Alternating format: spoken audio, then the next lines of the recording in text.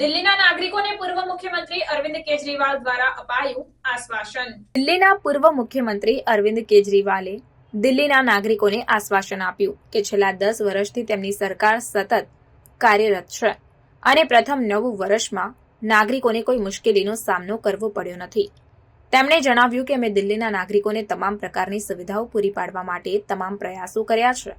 દિલ્હી સરકારના 10 વર્ષના કાર્યકાળ દરમિયાન આરોગ્ય, શિક્ષણ, પાણી, પરિવહન અને વીજળી જેવા ક્ષેત્રોમાં અનેક મહત્વપૂર્ણ પ્રોજેક્ટ્સ હાથ ધરવામાં આવ્યા છે.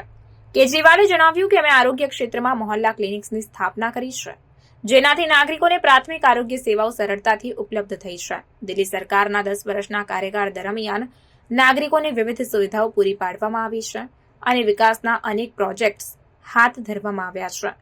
અમે નાગરિકોને તમામ પ્રકારની સુવિધાઓ પૂરી પાડવા માટે સતત પ્રયત્નશીલ છીએ, કેજરીવાલે ઉમેર્યું. આ રીતે દિલ્હીના પૂર્વ મુખ્યમંત્રી અરવિંદ કેજરીવાલે નાગરિકોને આશ્વાસન આપ્યું કે તેમની સરકાર સતત કાર્યરત છે અને નાગરિકોને તમામ પ્રકારની સુવિધાઓ પૂરી પાડવા માટે તમામ પ્રયાસો કરી રહી છે.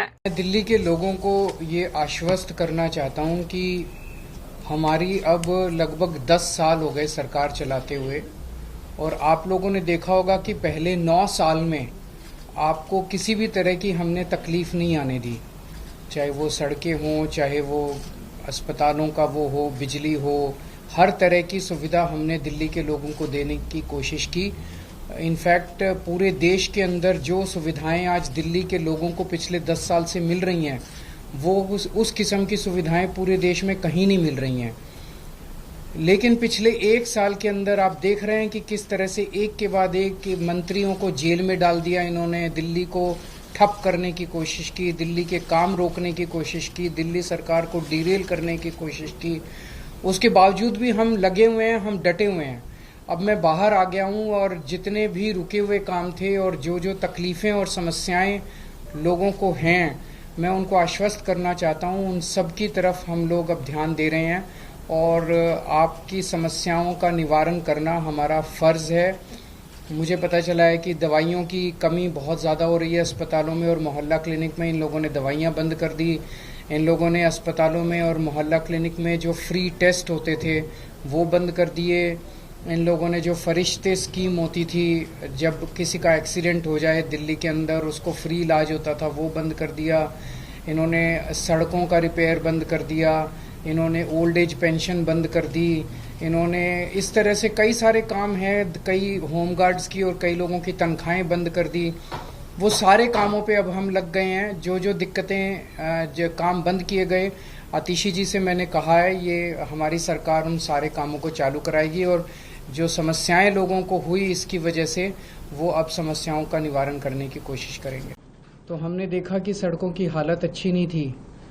तब मैंने आतिशी जी से निवेदन किया था कि विधायकों के साथ और मंत्रियों के साथ सड़कों पे उतर के दिल्ली की सारी जो पीडब्ल्यूडी की सड़कें हैं उनका मुआयना किया जाए और जो जो ख़राब हैं उनको तुरंत प्रभाव से ठीक किया जाए.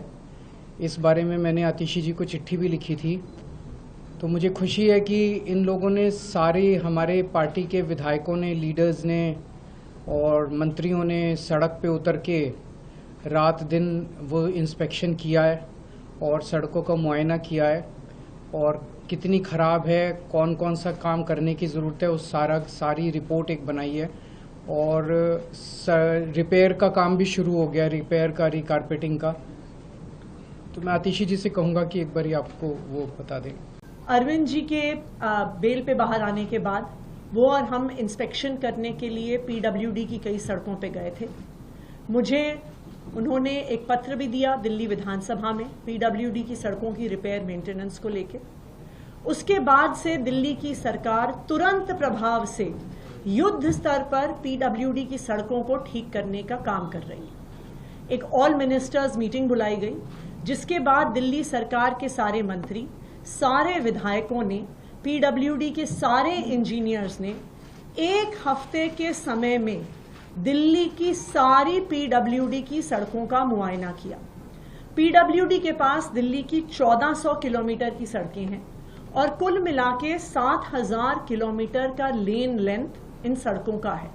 तो 1 हफ्ते के टाइम स्पैन में ये 7000 किलोमीटर की लेन लेंथ की सड़कों का इंस्पेक्शन हुआ और जो सारा डेटा है वो PWD की ऐप पे लोड किया गया। तो प्रॉपर इंस्पेक्शंस ऑनलाइन, हर पॉटहोल, हर टूटी हुई सड़क की फोटोज ली गई, उनको अपलोड किया गया।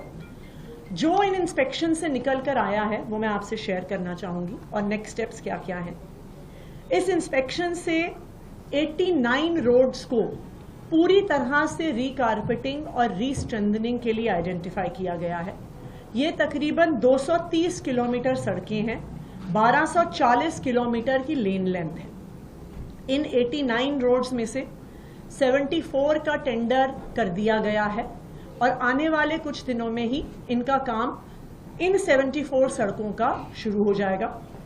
15 सड़कों का टेंडर इन प्रोसेस है और जैसे ही टेंडर कंप्लीट होगा with in a few weeks in remaining 15 सड़कों का भी काम शुरू हो जाएगा।